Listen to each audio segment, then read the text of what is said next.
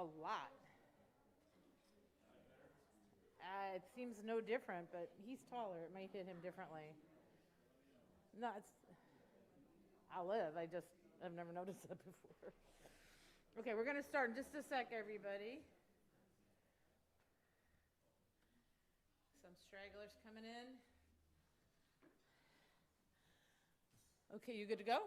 Yes, good. All right, so let's go. Welcome to the first public Sunday morning platform of the fall 2025 season. My name is Katie Merrill. I've been a member of the Society for 25 years, and yes, that's a long time. The Society is a community of people committed to the simple notion that what we do as people, how we treat others, ourselves, and the natural world we live in matters. We come together to learn, create, and find joy. We have a Humanist Kids program where we help our kids think about how they fit into and affect the world. Hi, kids.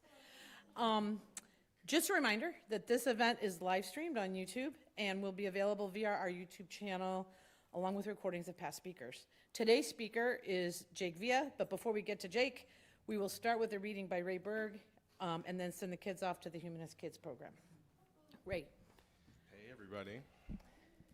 I'm going to use this. There we go. This is a reading from Rebecca Parker, who I believe belongs to the UU Church. It's a beautiful reading called Choose to Bless the World, and I'll read it. Hopefully I do it justice. Your gifts, whatever you discover them to be, can be used to bless the world.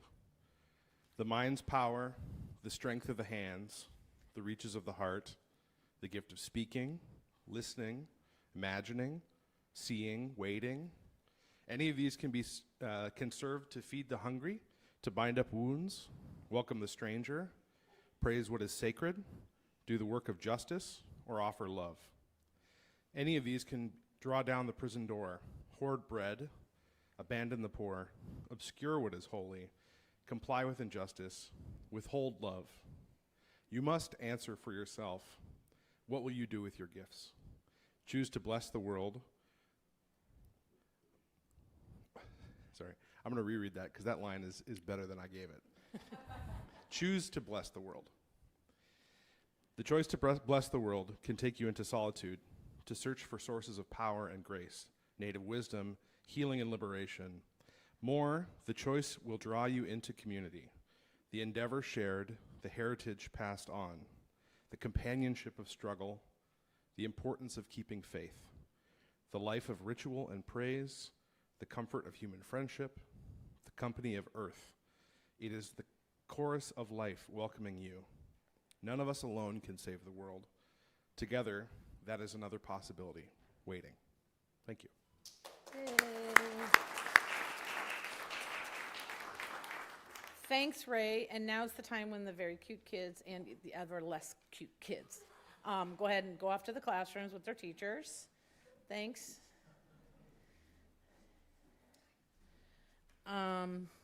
And as they exit, I'm going to start introducing today's speaker as they exit quietly.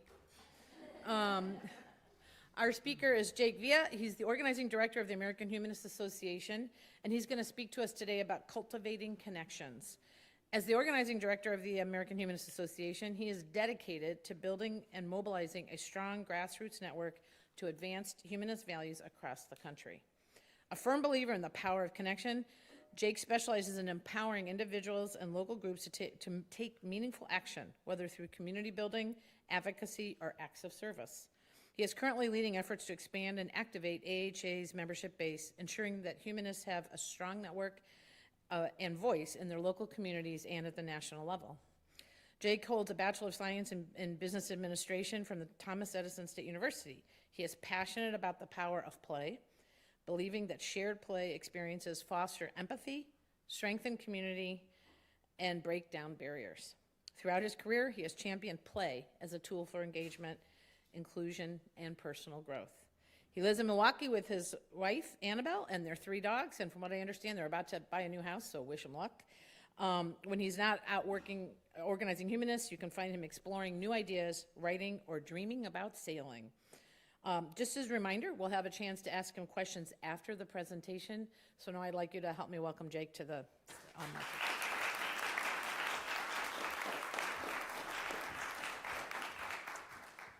Hi, everybody. My name's Jake. Everybody say hi, Jake.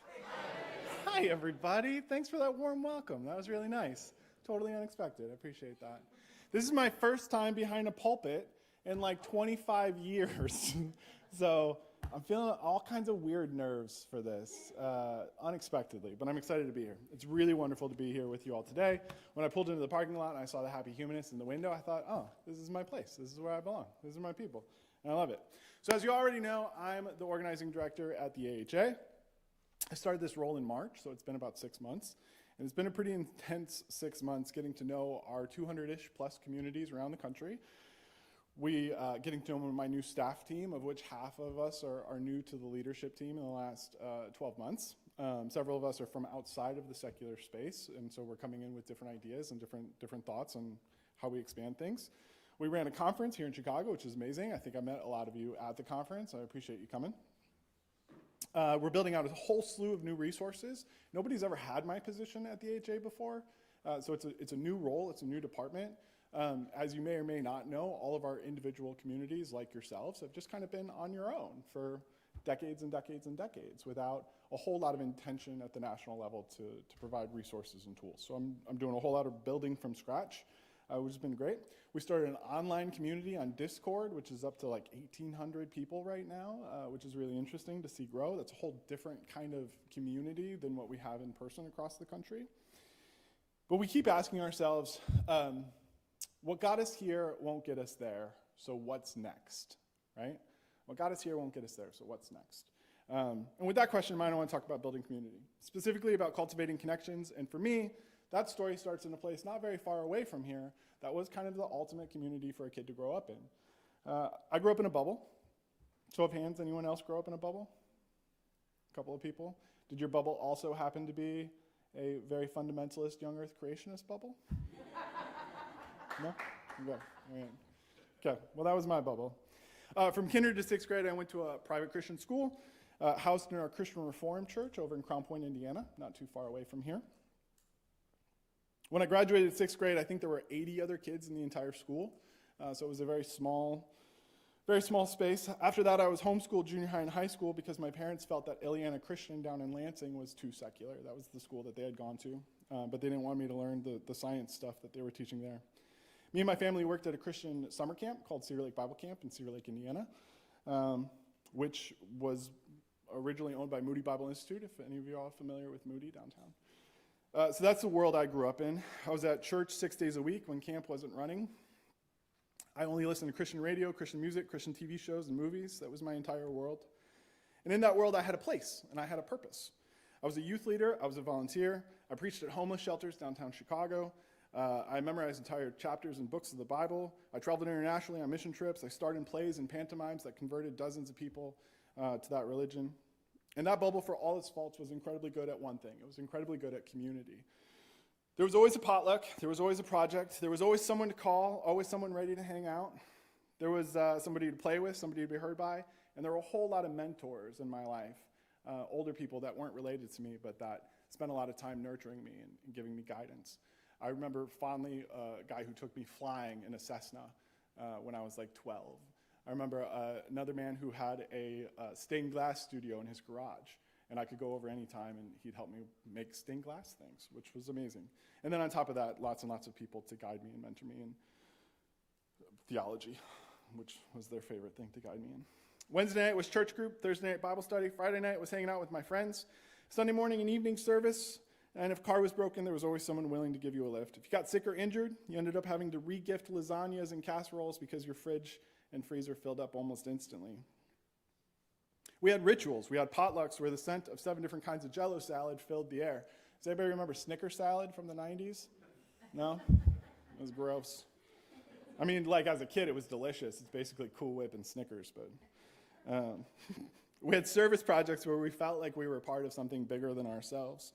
And it was a dense, intricate web of reciprocity and care. It was a fortress of connection, safety, and fun, not just for young Jake, but for my folks as well. It gave us purpose, and it gave us a place. The theology might have been the price of admission, but the community was the prize. And then my bubble popped. It didn't happen overnight. It happened as I started seeing the world. I taught outdoor education in the Rockies. I backpacked through Brazil when I was 20. I worked as a lifeguard in Guam. I hitchhiked across the West, literally thumb out on the side of the highway with a sign saying, "I am nice." I'm big guy. And I met people. I met so many people. People who were kind and funny, who shared their lives and resources with me, who were deeply good and moral, but they weren't Christian. They weren't even thinking about it, and I couldn't believe that. One of my earliest friends was this Brazilian guy named Daniel Barberini.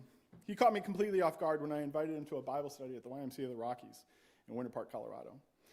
Daniel had become one of my best friends. He was a couple years older than me. He had mentored me and literally taught me the ropes on our high ropes courses in our outdoor education center. Not just about the high ropes courses, but also about how to live in the dorms, how to be on my own for the first time, how to be a good, kind, caring friend. So I invited him to this Bible study, and Daniel looked at me with calm confidence and in his deep Brazilian accent and said, "Jake, if I touch a Bible, I will burn." I think my eyes started twitching a little bit, and my fortress walls kind of started to crumble. Because for the first time, I was meeting somebody who didn't grow up the way I grew up, who didn't believe the things I believed, but was clearly a good, kind, moral person. Those walls really started crumbling. My parents had moved to Phoenix at the end of my senior year of high school, and I started going to new Bible studies and new churches in Phoenix, and I started asking questions that I knew they didn't have the answers for, because I had already read the Bible 3 times, so I knew these answers weren't there. Like, where does premarital sex exist in the Bible? It's not in there. Or why was King David's only punishment for killing Uzziah that his infant died? That seems like a pretty raw deal for the baby. They did not like these questions, and so they asked me not to return. And I started to lose the community that was my fortress. I started to lose the safety that I had for most of my life. The loneliness really started to set in before I lost my faith, though. And then came that moment that I remember so clearly. I was sitting in my bedroom, and I said, "I don't believe in you, God."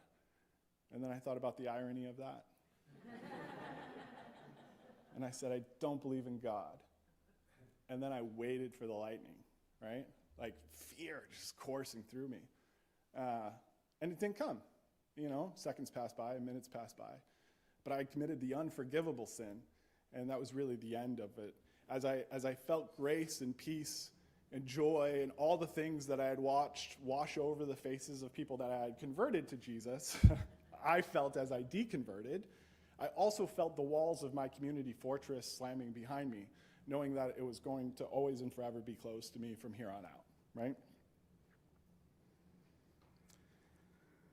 And I had been terrified of a rule that had no power. The throne wasn't just empty, it didn't exist, right? But I had been taught to fear it so completely. And so I think a lot about, I'm going to go off script for a second, but in this role, I think a lot about the communities that they have are controlled by fear, and our community is not.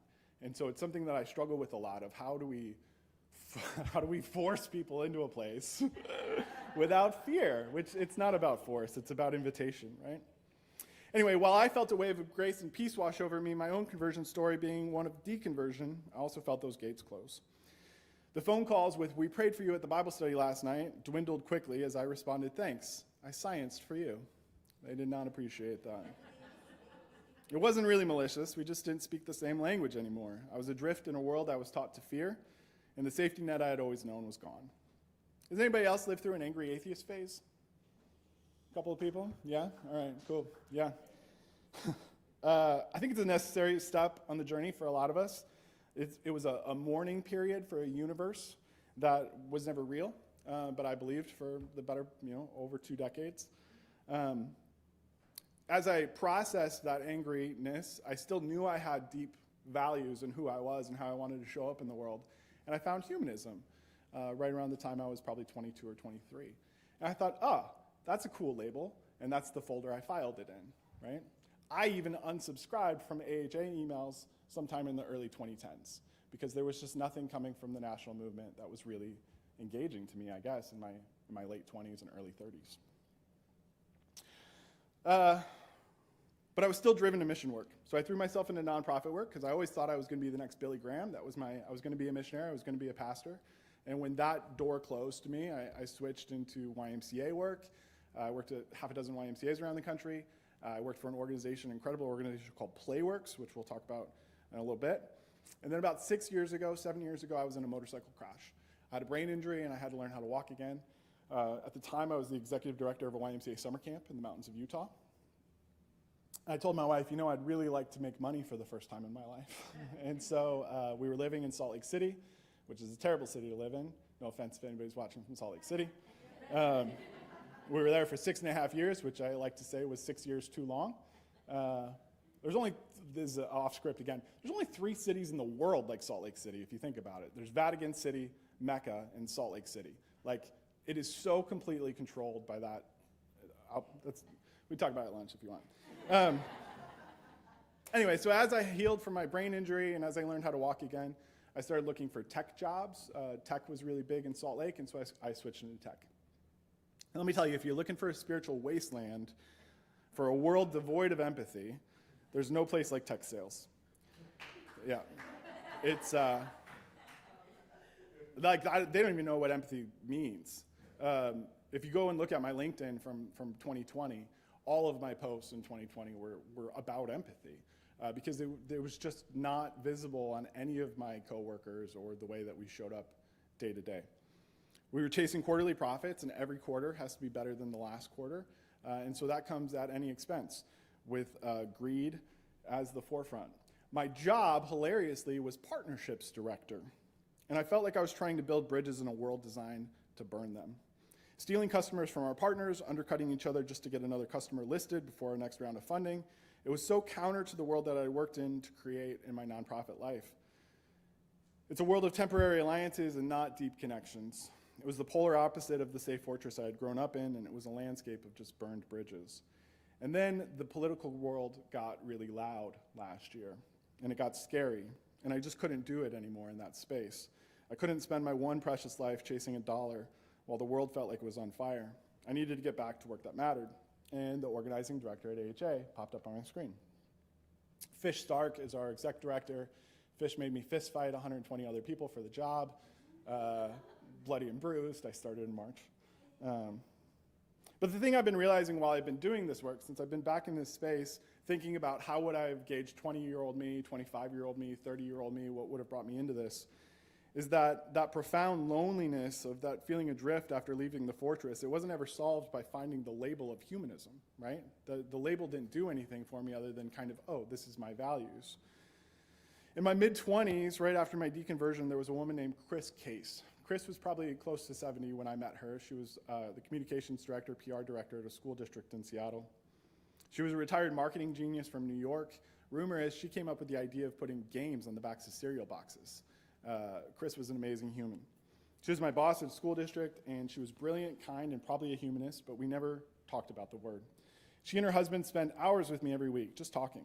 She talked about business, about marketing.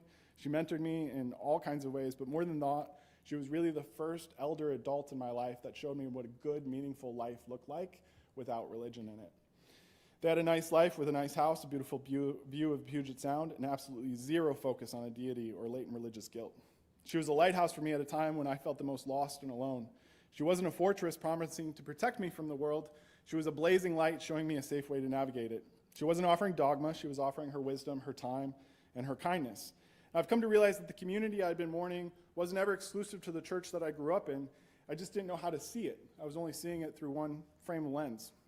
It had always been there around me. I saw it in the tireless YMCA staff who show up every day for low pay and long hours to help others in their community pursue healthy minds, bodies, and spirits. I saw it in the teachers I worked with in the school districts all across the country while I was working at Playworks, and the Playworks coaches, mostly AmeriCorps volunteers, who taught empathy on the kickball fields. We were all humanists. We were all doing good just for the sake of doing good. And the community wasn't ever in the pews, it was in the work. And the connection wasn't ever in the creed, it was in the caring. The fortress I grew up in was about shared belief, but the communities I experienced in my 20s and 30s were about shared values and action. One is static and defensive, while the other is dynamic and creative. And I think that's what humanism is. So that brings us to us, not only to this room, but to all of our humanist communities across the country that I've been talking with, who are at various stages of community building. Y'all are way more advanced than a lot of our spaces, and I love to see that.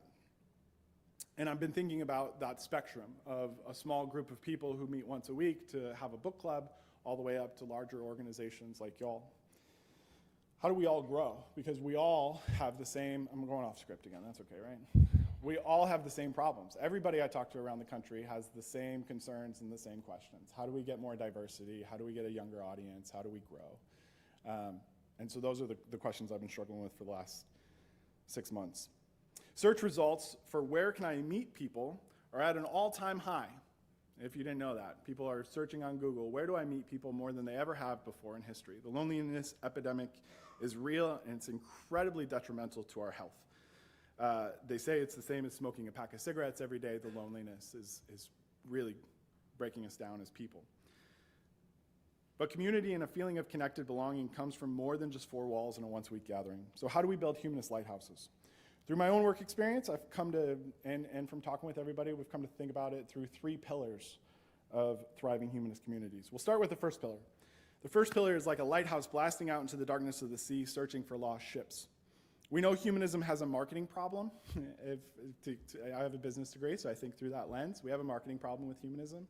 If you talk to the average person on the street, what is humanism? They're going to say, no, I don't know. Or they might think about, maybe they think about Maslow's hierarchy of needs and humanistic psychology. But as humanists, we've not done a great job of marketing. We estimate that there may be as many as 44 million humanists in America who just don't know they're humanists and have never cared much to find out, or have never cared much to find out. Either way, a great number of them are already out there doing the work, just like my friends at Playworks and the YMCA. So our pillar 1 is to look outward and become community cartographers. At my old job in tech as a partnership director, every day I was asking myself, who has my customers that I can partner with? Who already has my customers that I can just do a partnership deal with, and then I have access to these people who are not yet my customers but will become? We're asking ourselves that same question at the national level. Who has our humanists? Where are humanists already showing up every day? Maybe they just don't know that they're humanists, and we need to help get into those spaces and find them. So taking that as a step further, I want to challenge you as a community to literally map out your local area, map out the greater Chicago area. Ask yourselves, and Google, of course, a couple of questions, and write down every organization, persona, website, and project you find that aligns with this community's values, regardless of the beliefs of the organization doing the work. Ask who is already doing the good work here in Skokie and greater Chicago. Map out the food pantries, the park and river cleanup crews, the tutoring programs, the interfaith and non-faith service groups, the elder care NPOs, the mutual aid groups, and the shareable libraries. These are organizations full of people living humanist values. They are our allies and maybe even our people, they just might not know it. And we won't ask them to show up here for us, not originally, not at the start. We'll just show up for them, right? We'll go to them. Instead of organizing our own service projects, let's show up to their events with work gloves, maybe a donation, and a willing group of humanists ready to partner on their mission. Volunteer alongside them, forge relationships person by person. This is how we find our people and grow our community. As Mr. Rogers said so long ago, look for the helpers. They might be humanists who just haven't found you yet, so go find them. I just went to lunch a couple days ago with somebody who is a humanist, and he lives in my town. And he goes, what is humanism? And so I explained it to him. And he goes, oh yeah, that sounds like me. I go, yeah, no, I think it is you, bud. And I was like, why, have you ever looked at this stuff? He's like, no, I just don't really care a whole lot. And I was like, okay, all right, cool. But he's out there every day living those values. And now he has kids, and he's thinking about where are my kids going to meet other kids? And now he knows that humanism exists, and we don't have a place like this in Milwaukee. So if pillar 1 is looking outward, then pillar 2 is to look inward and become lighthouses for each other. This is essentially my earlier challenge about mentorship, about Chris Case and how she showed up in my life. A lighthouse just doesn't guide other ships, it also makes ships visible to each other. And our communities must be doing the same. So I'm asking you to be a Chris Case for someone else. It isn't about age. My theory of mentoring is a 360 mentorship program. I think we should always have someone older than us guiding us. I think we should have somebody on our peer level that we can mentor each other, and I think we should have somebody younger than us or less skilled in something that we are mentoring. I think that makes us a better person overall, and I encourage you all to think about who's above you that you're being mentored by, who's on your level that you're growing with together, and who can you give guidance to. So think about yourselves and the folks around you right now. Who here is a great cook? Who knows how to fix a bike? Who can read a resume and give feedback? Who's great at active listening, gardening, construction? Mentorship doesn't always have to be a formal hierarchical thing.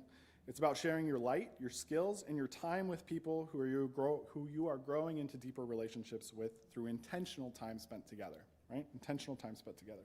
So my challenge for you on looking inward is this. If you want to strengthen this community and build deeper connections that attracts more people to say, wait, I want what they have, then you've got to step up and build that community, each of us. We have to give value to get value, right? I think in our society, and I saw this in tech all the time. I saw it less at the Y. But everybody asks, hey, what are you doing for me, right? And I would show up and say, hey, here's what I can do for you. And then the value would come back. But you have to give value to get value. That's the world we live in now. And so we can't just ask people to come. We have to show up for them first, right? Both externally and internally. And we are all humanist leaders in our communities. Might be volunteers, there might be presidents on your board, but all of us are leaders. In the Y movement, we always said we're all cause-driven leaders. Everybody from the minimum wage lifeguard to the executive director, we're all cause-driven leaders. And I think as humanism, our belief system says that we are all leaders as well, and we all need to show up in a big way. In the next month, I'm going to challenge every person here to do one of two things. Either offer to teach someone here a skill you have, no matter how small, or have the courage to ask someone to teach you. Let's create a culture where asking for help is as celebrated as offering it, which I think is a big difference, right? It's easy to offer help. It's really hard to ask for it. But both things need to be celebrated because we love to evolve and we love to learn. That's part of who we are as naturalistic people, right? And so this is how we weave that web of community that extends well beyond Sunday mornings and builds lifelong connections to those outside of the community can't help but be jealous of. And look for other ways to share. Some of the coolest ideas that I'm hearing from other communities around the country, one of them has a tool share library. So if you're doing a home project, you can go to a spreadsheet and see who has tools that you can borrow or might have the skills that you need to redo your drywall or to fix your kitchen. Babysitting for younger couple date nights, make that a thing, offer it, let them go out. A free or cheap Facebook group where you can, before you donate things to Goodwill or to local thrift stores, offer it to the community first, and if somebody needs it, they can grab it. I see you already have a book library and a book exchange, dog sitting swaps if you're going on vacation, and any other way you can think of. Don't be shy, just put it out there and be willing to accept it in return. None of us need to be islands in this community. We support each other. I heard you used to have a caring committee that kind of seems to have fallen off. I really encourage you to get that going again and have people show up for it. That part of getting the meal trains when somebody's sick is such a huge part of the community that I came from, being a community. And it's something that we as humanists, I think, would be better at. We just got to step up to do it. So to recap, pillar one is look outward, build your map, show up for them. Pillar 2 is look inward, be intentional mentors, teachers, and learners from each other. And for pillar 3, we need to look together, like we're a cohesive unit, by creating rituals of connection. My old community, the one that I grew up in, was built on rituals, and I'm betting the same is true for any of y'all who also grew up in a theistic religion. There were, of course, potlucks, pancake breakfasts, service projects, mission trips, camping weekends, weekly meetings, baptisms, funerals, weddings, and a whole lot of volunteering together. But all of these things combined to create a rhythm of belonging. And we need our own secular rituals, too. I think the act of creating rituals is the act of creating something that makes you part of an in-group, and then you feel like you're part of a cohesive unit. And then other people who come for the first time, they're like, oh, that's a little weird. And then the second time, they're like, okay, now I know what to say. I know what to be. I know how to be a part of this. And then they're part of the in-group. So it's this mental thing of stepping over this line. From looking at your event calendar and talking to some of y'all, I know this community already has quite a few regularly scheduled events. And I'm going to challenge you to add more, not just for the sake of adding more, but think about the things you're already doing in your lives outside of this community and ask yourselves if you can do that with members of this community. If you can go sign your kids up for soccer together, right? Go on mall walks together. Go to the beach together and have picnics together. Think about the things you're already doing and ask if it can be done together. Last night, you all had a potluck. I love that. That's amazing. And so I think this pillar is already kind of going in your community, and I think you can just think intentionally, each of you as individuals, about how you can individually strengthen that by offering and receiving in return, right? And then what else can be done to create regular rituals of connection? Naming ceremonies, name-changing ceremonies, maybe for our LGBTQ plus community. Or for me, I actually legally changed my name when I got married. My middle name's Adventure now. Yeah, we also picked our own last name. Weddings, funerals, I assume you already do those things. But what about coming of age ceremonies? That's really big with Humanist Norway, kind of a humanist bat mitzvah sort of thing. Humanist Norway does an insane amount of those. It's a really popular thing over in Norway, and it's something that we'd love to see start here in America as well, helping our kids celebrate growing up in an intentional way. What about signing up for sports together, summer picnics after Sunday service, baseball games, quarterly museum trips, jazz in the park, paintball, anybody, laser tag, mall walking, or maybe just occasionally co-working together either in a coffee shop or maybe here in this building if you're working remote. And of course, having that community care crew, list of volunteers ready to assist anyone in the community who has a need. And play together. Play together. It's taken me a while to get back to play. But for a multitude of reasons, when we challenge and engage our imaginations together, when we suspend our disbelief together, actually the same part of our brain that's associated with empathy lights up. Play literally teaches us to be empathetic together. As George Bernard Shaw said, we don't stop playing because we grow old. We grow old because we stop playing. And when we play together, we grow together. So we're going to practice right now with a game. The name of the game is Alien Tiger Cow. What's the name of the game? Alien Tiger Cow. Alien Tiger Cow. And I'm going to encourage you to just try it on with me, all right? You don't even have to move. You can stay in your seat. So this is a lot like rock, paper, scissors. So everybody can play rock, paper, scissors. It's pretty easy. So the first one is an alien. Everybody show me your alien. Go beep, beep. Perfect. The second one is a tiger. Everybody show me your tiger and go roar. Perfect. And the third one is a cow. Everybody show me your cow. You got your udders. You go moo. Beautiful. Here's how Alien Tiger Cow works. I'm going to say, Alien Tiger Cow, go.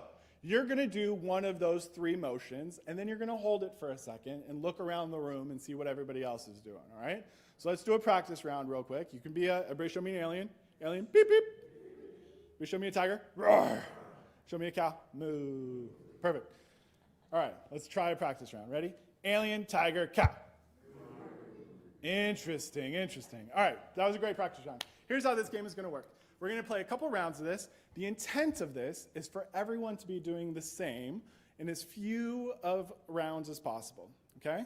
So we're going to do a round. You're going to hold it, look around the room, try to get a gauge on who's doing more of something. Then we're going to play another round, and you try to do that. And we'll see how many rounds it takes before we're all mooing together, beeping together, or roaring together.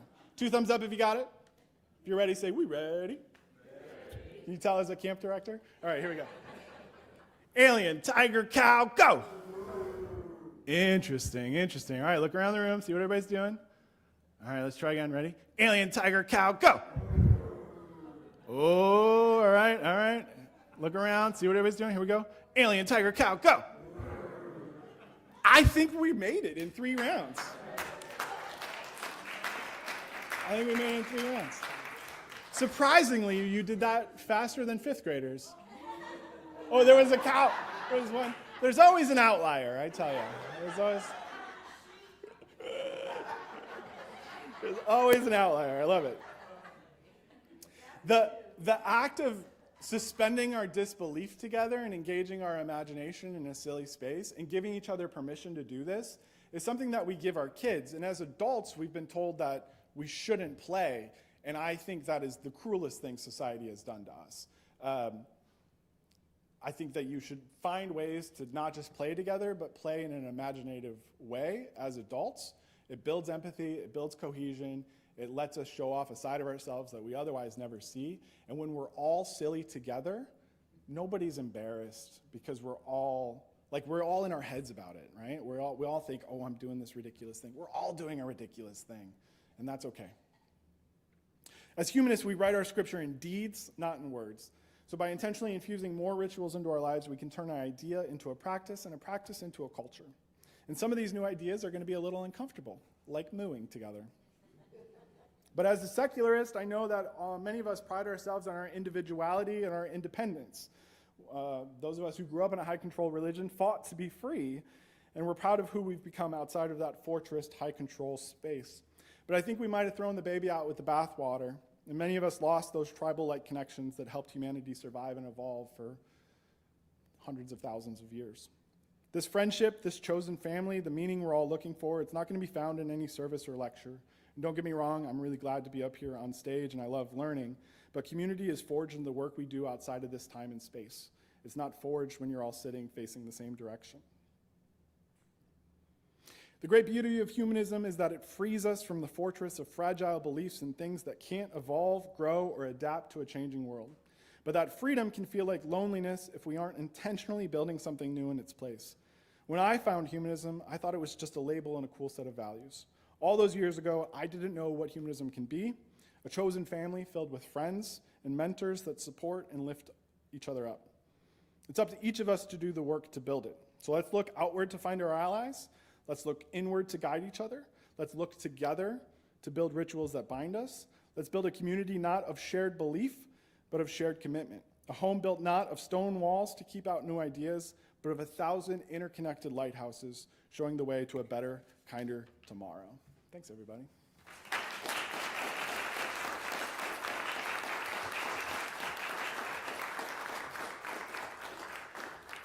Thanks so much.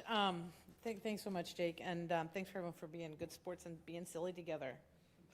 We're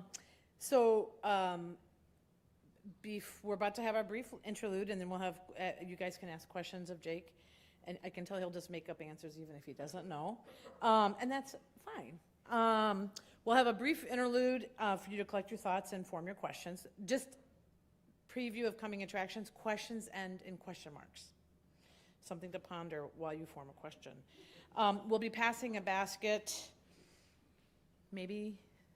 For those of you who still carry cash, and we won't judge that, we'll be glad that you put some in the bucket. We love a donation of $10, but we're grateful for anything. For those of you who don't have cash, there's some QR codes on a thing at the back there that you could hit, where you can hit our donation page. And just FYI, our donation page, Crazy, is available 24/7. So if you don't do it now, you can do it another time. Just, that's how the internet works. So now we will have our interlude, and after that, our Q&A. Thanks.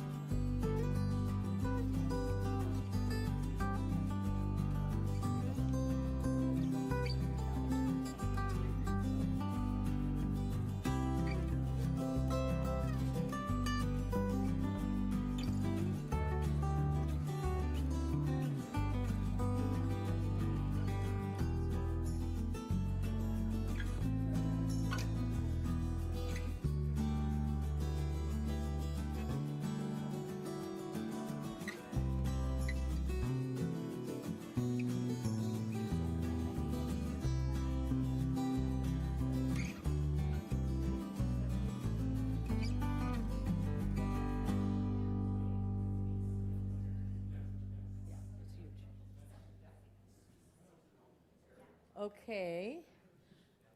So we no longer are having questions online, just so you know. So I'm no longer going to do the weird thing about, hang on, we have a question from online. So all the questions will be visible to you because people are going to come over and line up here. And again, just a reminder for those of you who have forgotten, questions end in question marks. So with that little tidbit, I'm going to go to the side and encourage people to line up if they have a question that ends in a question mark. Thanks.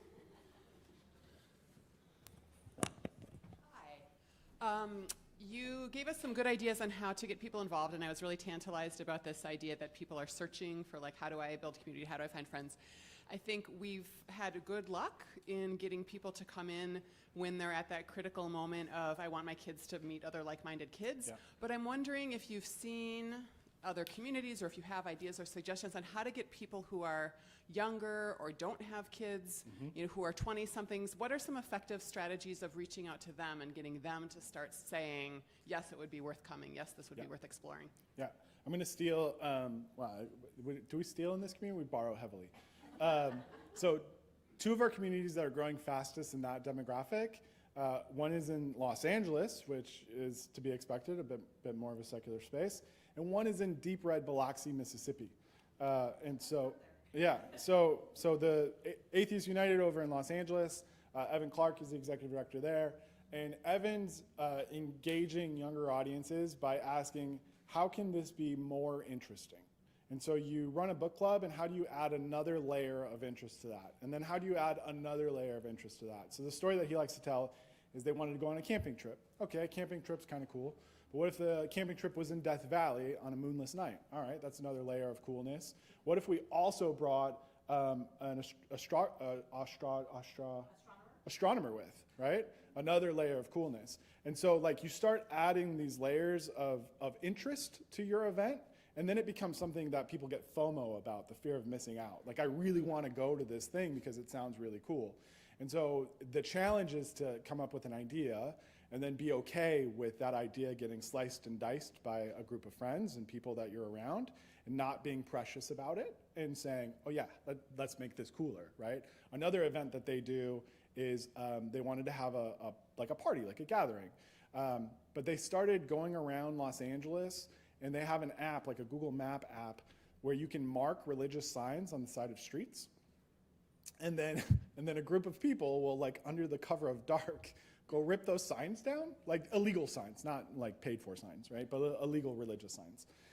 And then they turn them into art pieces, and they have a pirate art gallery party where everybody dresses like a party because they were pirates and went and stole these things, right? So everybody dresses like a pirate, and they have these art pieces that are made of stolen religious things. And that's really cool to people, right? Because it's kind of counterculture and whatnot. And then in Biloxi, they're doing things like they work with mutual aid groups a lot. And so, again, mutual aid groups are predominantly people in their 20s and 30s who are struggling, and so they're going to these mutual aid groups to get resources.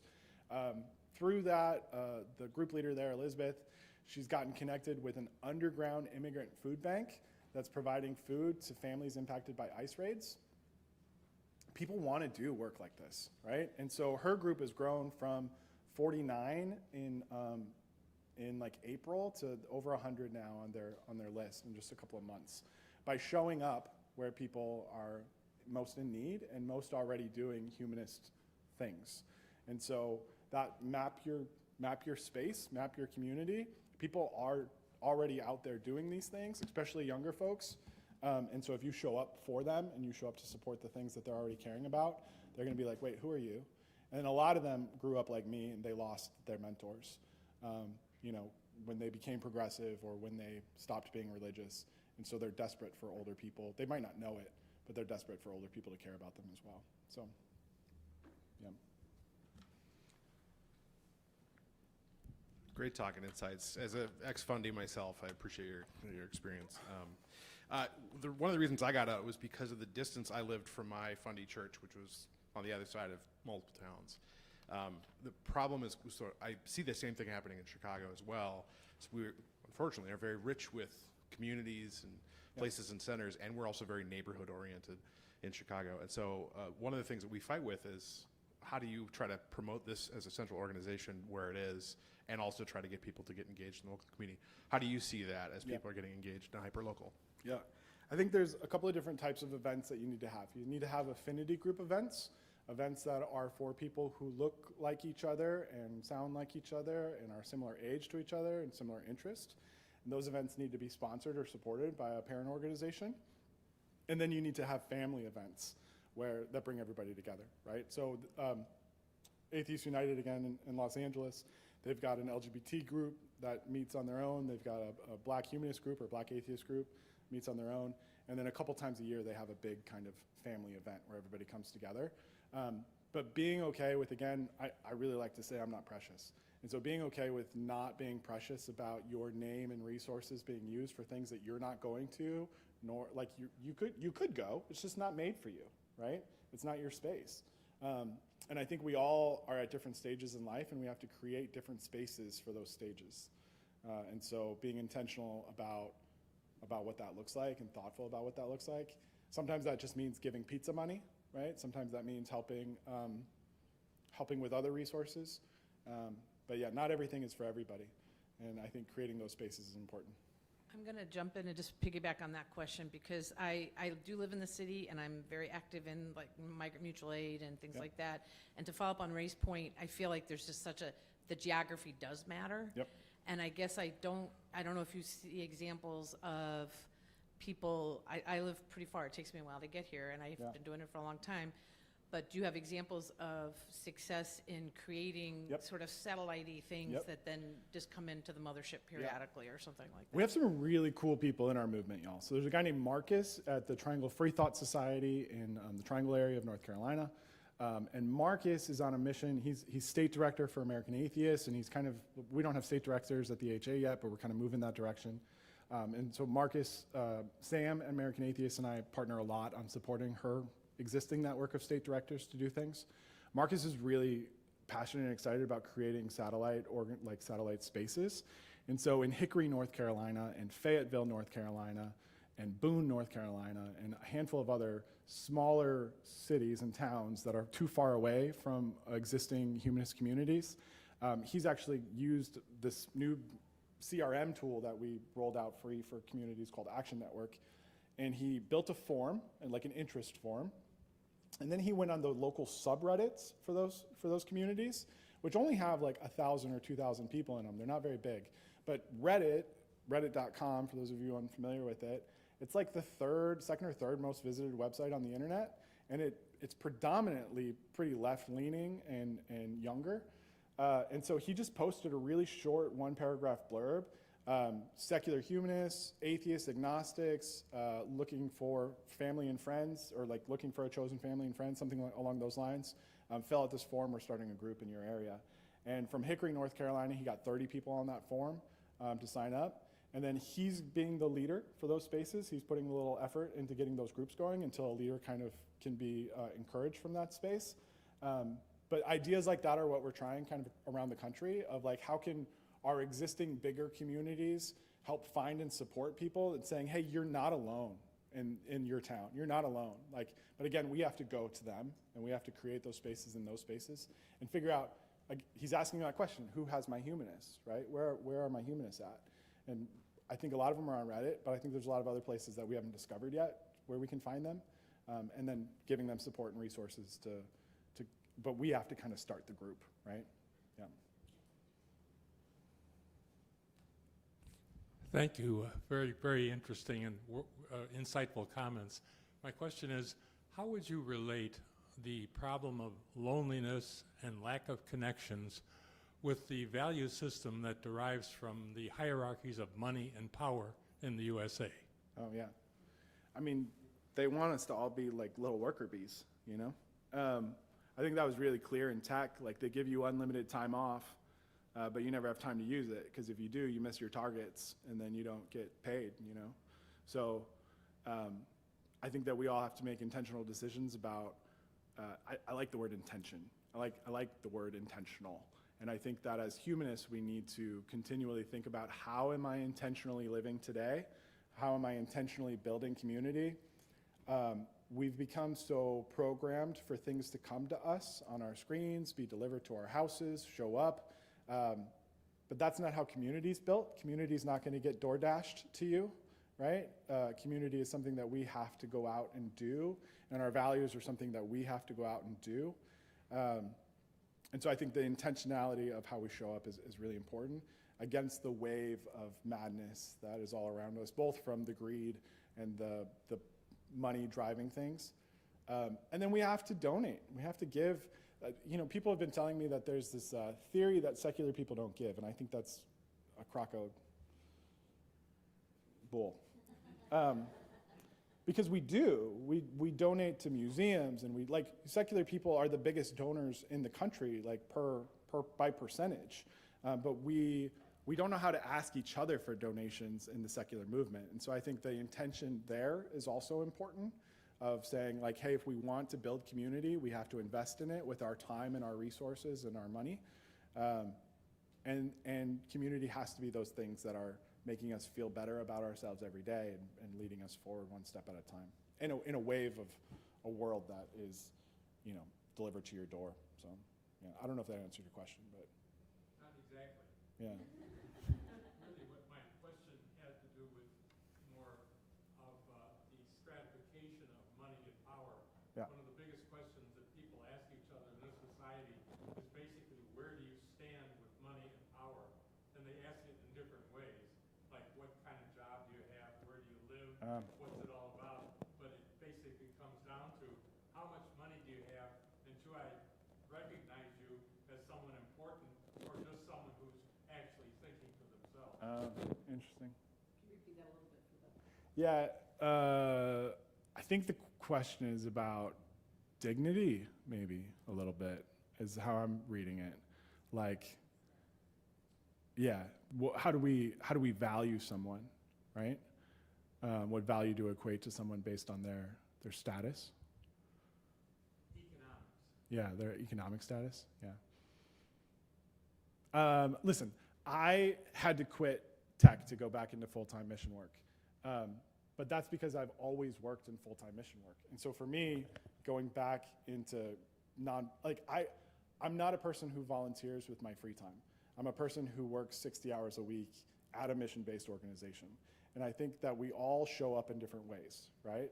So when I clock out at the end of the day, I'm not starting a humanist group in Milwaukee because I'm dead. Like, I gave everything to try to do the work at the daytime. But I need people who are financially successful to support our mission and to be the ones that are giving with their time or their money. We need people giving with their time. We need people giving with their resources. And so I think living our values in different ways shows up in different ways for different people, right? So for me, it shows up by giving my career to be full-time mission. I think for other people, it shows up by writing a check. I think for other people, it shows up by donating time and energy. And so I think that we need to learn how to value all of those things equally and see the importance of all of them and the dignity in the person that can give what they can give. I don't know if that. Yeah. Thanks. Thanks for coming.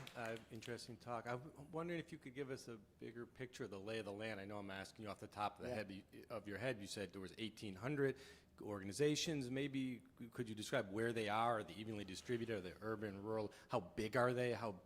Is there one that's bigger? Yeah. How small there? So the lay of the land. Yeah, looking sure. outward. Across humanism in America? Yes, Yeah, if you know all that. Yeah. So the 1,800 number is actually how many people have joined our online community on Discord, which is like a chat app, basically, which tends to trend younger. We have 200 plus chapters and affiliates that are connected to us. We just did a census to kind of refresh that list because it hasn't been refreshed in a long time. And so we got a lot of new data from that. We have groups like the group in Humanist MN over in Minnesota. They have around 400 active members, and they're doing pretty well. Central Florida Free Thought Community around the Orlando area. They're another community that I haven't talked about yet, but David and Jocelyn Williamson are incredible. They run a Free Thought cruise where they sign up for it. They're looking for more people. They're trying to sell some more cabins. So it's in this latest edition of the Humanist magazine that should have been mailed to your house this week if you're an AHA member. But they have a bunch of affinity groups as well. They do a lot of invocations at city council meetings and that kind of thing. They do a lot of celebrant work there in that space. And they're several hundred members, large. Atheist United, obviously. And then we just partnered with Sunday Assembly across the country. So we just got 7 new, which I don't know how we had never partnered with Sunday Assembly before. But again, who has our humanists, right? Where are these people already connected to our movement and doing the work?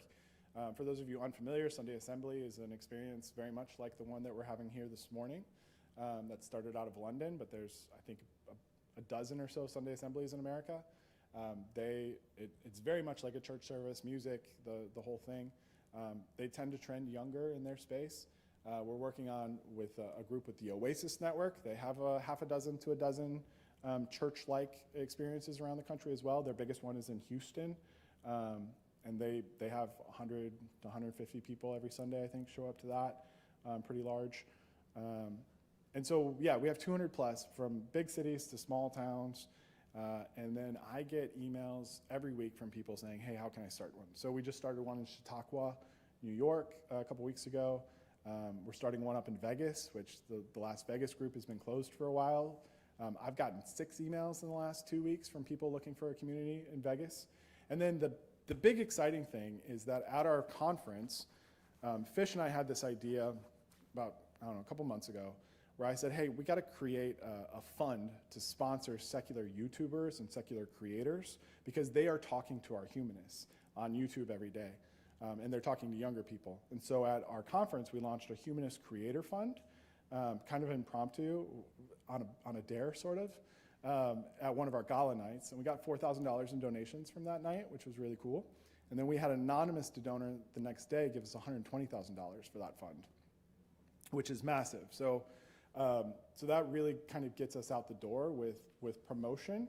These secular creators are on YouTube, and the normal companies don't want to sponsor them because they're talking about atheism and they're talking about things like this, and they're pushing back against Christian fascism.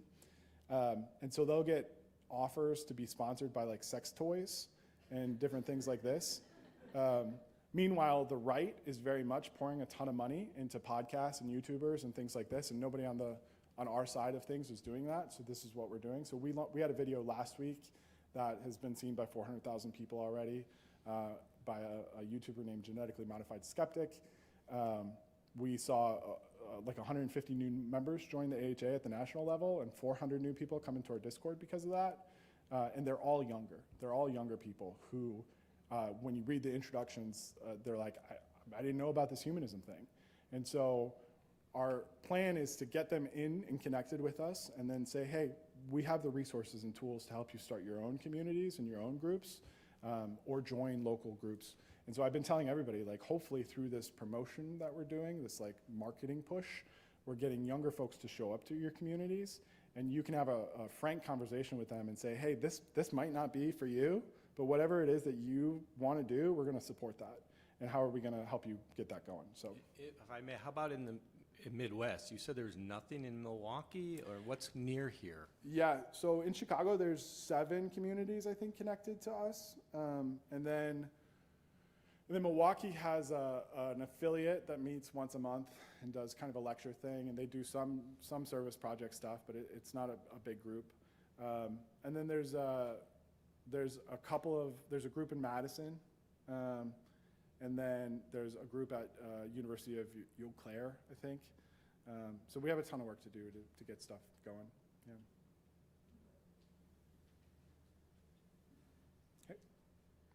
Hi there. My name is Wade. I grew up in the society here Awesome. from a very young age. What's it like to not have latent guilt? It's freeing. It's freeing, but I have to find love another to place to know. put it. But yeah, no, I'm up in the Twin Cities now, just visiting here for a little bit here. But playing off some of the other questions about how to kind of maybe reach younger people, and how is that working? Is there any thought to maybe being more, either locally or nationally, and again, I'm not super involved, to being more explicitly political in some of the arenas we get into, whether it's maybe getting into labor events, picket events, showing up at picket events for local unions and stuff, and being very intentional about who we are when we get there, and like, we're here, this is how I heard about this, I'm a humanist, it could also be local electoral campaigns, local environmental justice stuff, local, Palestine solidarity, all sorts of stuff where younger people are showing up and being more kind of intentional with our politics, even maybe past like a humanism lens, because I think maybe for a lot of people it's hard to kind of wrap around if we don't have things to kind of latch onto and stuff. Is there any thought towards that? Yeah, 100%. So we have partnered at the national level with all of the indivisible since I joined.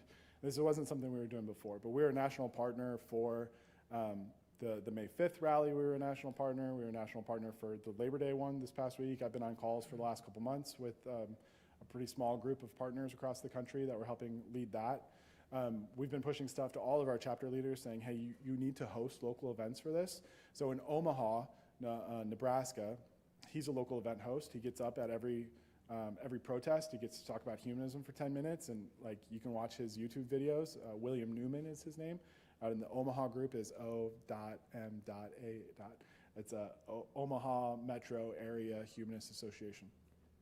And so we do have a number of groups around the country that are doing that, and we 100% encouraging it. But you know, the AHA is not like y'all aren't a franchise, right? So like I'm not gonna force anybody to do anything, but I will encourage you to 100% show up in those spaces.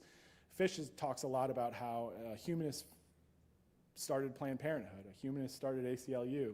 We were at the March on Washington. We stood there. There's a great book called The Humanist Way that was written in 1989.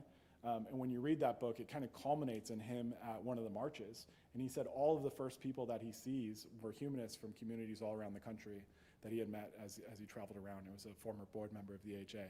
And this is who we've been for hundreds of years, right? Or since 100 plus years, I guess. And I do think at some point we became more insular. And so we need to start saying, no, like, how are we showing up? Back to that pillar one. That's why it's pillar one. Look outward, right? And show up in solidarity. So yes, protest, everybody. I appreciate that. That's a very important thing to be doing. Yeah, and then organizing left organizations. from a national level, so we also have, and if you're not part of this, you need to sign up right now. It's free. It's called the Center for Equality, Center for Free Thought Equality. So it's cfequality.org. It's totally free, but that's our 501c4. So as a 501c3, we can't do quite a bit of partisan politics stuff. But we have a C4 side that's run by Rachel and Ron. And I always get Rachel's name wrong, so now I'm terrified of saying it. Rachel Deitch, and Ron Millar. And we have a Congressional Free Thought Caucus where 30 congressmen now align with us. Only 3 of them are secular. One of them's a humanist, one of them's atheist, and one of them's agnostic. But we have 27 other congressional representatives, all Democrats, surprisingly,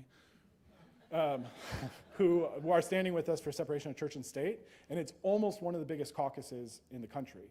And so we are always looking for more congressional reps who will join that and stand with us. But our policy team writes almost all of the stuff that's coming out of that Congressional Free Thought Caucus. So the Center for Free Thought Equality, cfequality.org.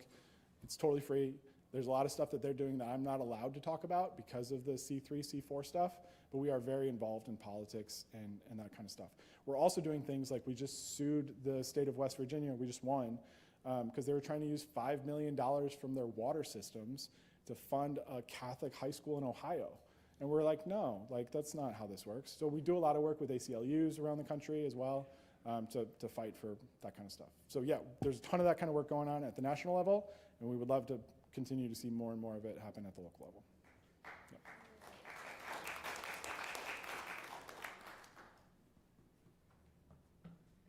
Thanks for your talk. I had 2 questions. The first is we don't have that many rituals, and I was just wondering if you have any suggestions. We do like sometimes singing, but that's a little bit mixed in terms of how people feel about it. So. Yeah. I think rituals can also be just expectations, right? I think rituals is just another word for expectation sometimes. So I don't know what that looks like yet. Like I know we've had secular student associations that will open with a silly chant or a song, and that works really well in kind of a university setting, right? Because they open everyone with this thing. And that's not typical, but there was a really successful group run by a former pastor who was a youth pastor, and so he kind of infused this sort of ritualistic thing into it. But it made those kids feel like they were part of an in-group, right? I think things like a deep breath, like a 4-7-3 meditation breath can center us and get us in the same place. I think expectations about what our schedule is going to look like can be rituals. I think, a ritual of like, hey, shake 3 people's hands before you leave today, and like trying to push those kinds of things as well, of like radical kindness and radically welcoming space. I think rituals can be a lot of things. They don't have to be let's all take a moment and bow our heads in prayer, you know, or songs. If it works for the community. Like Sunday Assembly, they love the song stuff. Personally, I have a lot of religious trauma. I don't know if I would want to do song stuff. So, I mean, the pulpit, I actually kind of miss it. So this is dangerous, but yeah. All right, and then the other question is related. If I loved the Alien Tiger cow game, do you have any other games that we could play? Do I? Yes, I do. Most of my brain is filled with games. Yeah, playworks.org. Playworks.org. There is a Playworks office here in Chicago. They are not a explicitly humanist organization, but they are humanist, I think. So I worked with Playworks for three and a half years as a national trainer for them. I would sit next to people on the plane, and they go, "What do you do for work?" And I would say, "I'm a recess consultant." And I did. So I played games for a living with adults for 3.5 years all over the country. Playworks.org has a game guide of hundreds and hundreds of games. They're written for kids, but I played them with adults. And I would love to see y'all play games and would be happy to give you a list of appropriate adult games to play together. Yep. Sounds good. So I have a follow-up to Ben's question about rituals. So there is rituals that you are saying as a community, but there are also individual rituals which should be. So the thing about religion and all of those arenas is that they have a set of rituals that are prescribed by them, saying that you should do this, you should do this. So is there some thought in like having something like that in AHA? That it's not prescribed, but it's like recommended. You say you do this, and it's some of the things which celebrants do as part of their regular jobs. But when you have too many options open, you don't have a way for you to go. Like too many options are too much. And I have one more question, but I'll ask that after your thought. That's a really good question that I'm probably going to bring back to staff meeting this week. Of like, what are some things that we could encourage from a national level in terms of rituals? I think for me, it's always asking why, and for a long time, my like personal motto has been apathy is worse than death. So like when I find myself stagnating and doing the same thing too many weeks in a row, I like try to end that. So like recently, I found myself playing video games too often, so I sold my PlayStation. But like I think it's really easy for us to become habitual and to stagnate. And I think that as humanists, we need to ask ourselves, how are we evolving? How are we moving forward? And so I think for me, the first kind of ritual that I would encourage on a personal level is saying, what am I doing too much of in my life right now that isn't moving me forward? And how do I get rid of that? So my wife and I are probably moving to a new house, and we're talking about selling all of our TVs before we do, because we know there's a lot of work that needs to be done on the house, and if we have TVs, we're going to do that instead of this.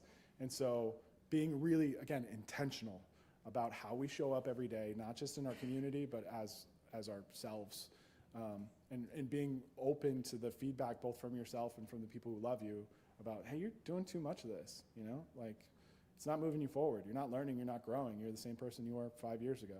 And like, that's not what humanism is, I don't think, right? Sounds good. Thank you. May I have one more? So is the right lost to humanism? So we said that there is most of the Democrats are part of the caucus, but is the right lost to humanism? That is my follow-up. I don't think they're living the values that they profess to believe in. And I think humanism is, I think humanism is values in action, right? I think I said that earlier. If for me, humanism, it can't just be a label, right? Like when I think about 25-year-old me, I saw humanism as a label, and there was nothing for me to engage with. Humanism has to be values in action. And so until they start living their values, I don't think that they are going to come around to being humanist.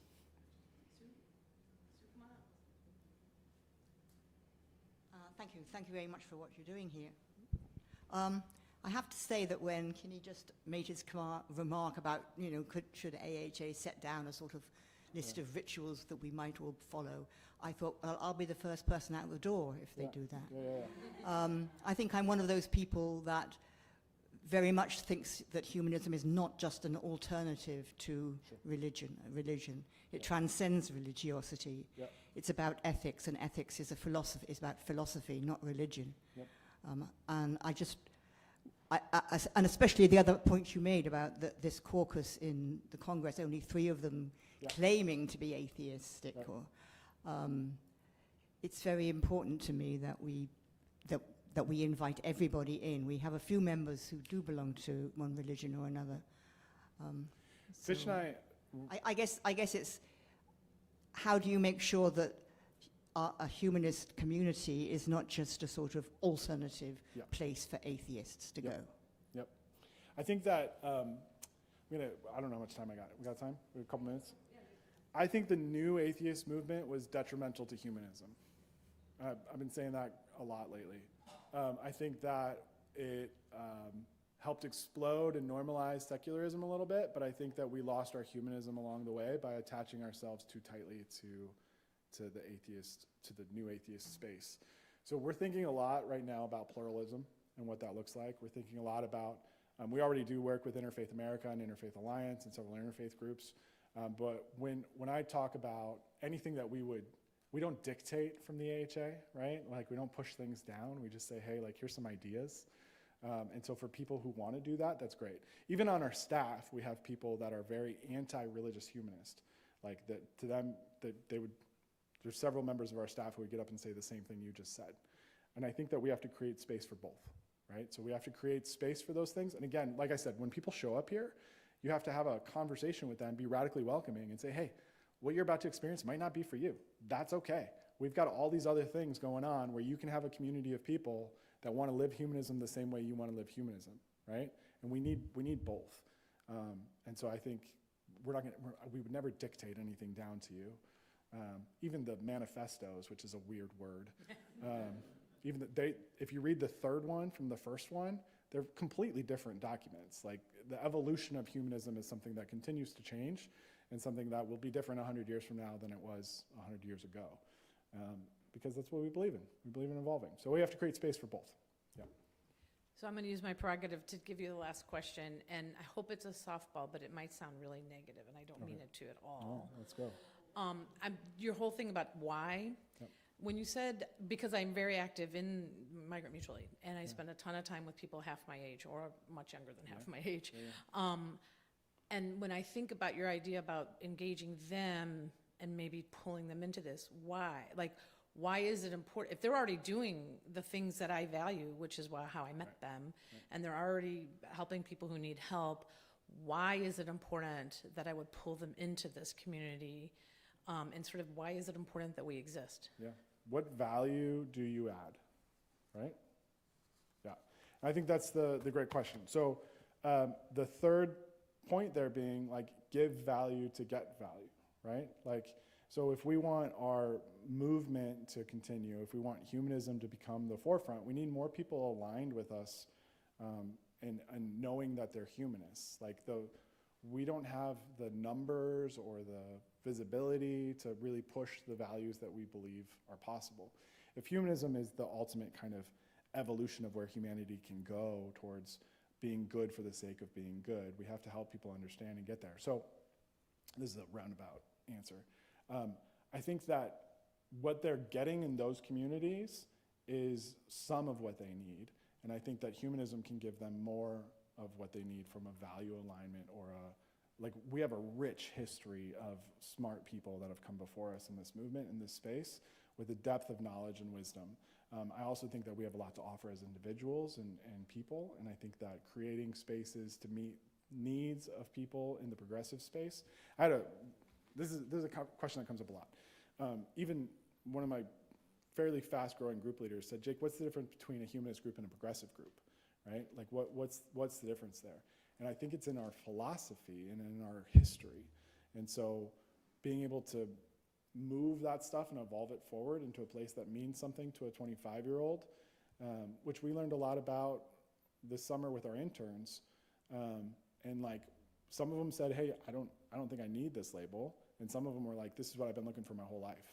And again, that's okay, right? Like, that's fine. But the ones who have been looking for their whole life, they're not going to get to say that until we put it in front of them, right? And so I think that's the value. Like, for me, I wish that somebody had found me and shown it to me earlier, because I probably would have been a happier, healthier person much younger. Thank you so much. Yeah.